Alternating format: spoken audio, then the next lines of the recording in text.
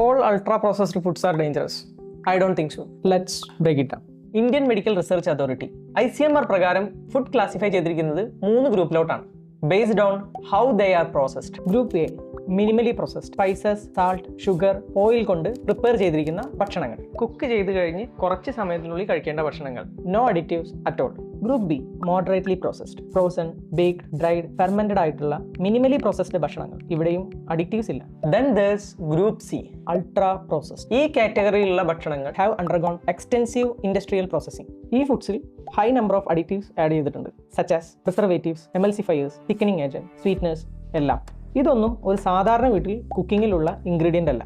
പക്ഷേ നമ്മൾ ശ്രദ്ധിക്കേണ്ട വേറെയും ചില കാര്യങ്ങൾ ICMR പറയുന്നുണ്ട്. എല്ലാ ഗ്രൂപ്പ് സി ഫുഡ്സും ഒരുപോലെയല്ല ക്രിയേറ്റ് ചെയ്തിട്ടുള്ളത്. ഒരു ഹൈ ക്വാളിറ്റി പ്രോട്ടീൻ പൗഡർ പോലെയുള്ള അൾട്രാ പ്രോസസ്ഡ് ഫുഡ്സിൽ safe amount of fat, sugar, salt എല്ലാമാണ് ആഡ് ചെയ്തിട്ടുള്ളത്. ബട്ട് ഇൻസ്റ്റന്റ് നൂഡിൽസിൽ പോലെയുള്ള അൾട്രാ പ്രോസസ്ഡ് ഫുഡ്സിൽ high amount of sugar, salt and fat ആണ് ഉള്ളത്, making them HFSS, high fat, sugar and salt. In ICMR's words, ultra processed HFSS foods diabetes, hypertension, cardiovascular diseases പോലെയുള്ള അസുഖങ്ങൾ വരാനുള്ള സാധ്യത കൂട്ടും. സി, എനിക്ക് ഈ ഗൈഡ്ലൈൻസ് വായിച്ചിട്ട് ഇതാണ് മനസ്സിലായത്.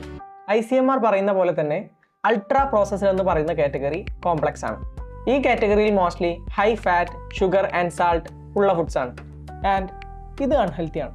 എന്നാൽ ഇതേ സി കാറ്റഗറിയിൽ വരുന്ന high nutritional, low fat, low sugar, low salt ഉള്ള ഫുഡ്സ് ആണെങ്കിൽ ഹെൽപ്ഫുള്ളുമാകാം, like a protein powder in moderation as part of a balanced diet. Such helpful ultra processed foods are very low in number compared to unhealthy ultra processed foods in our market.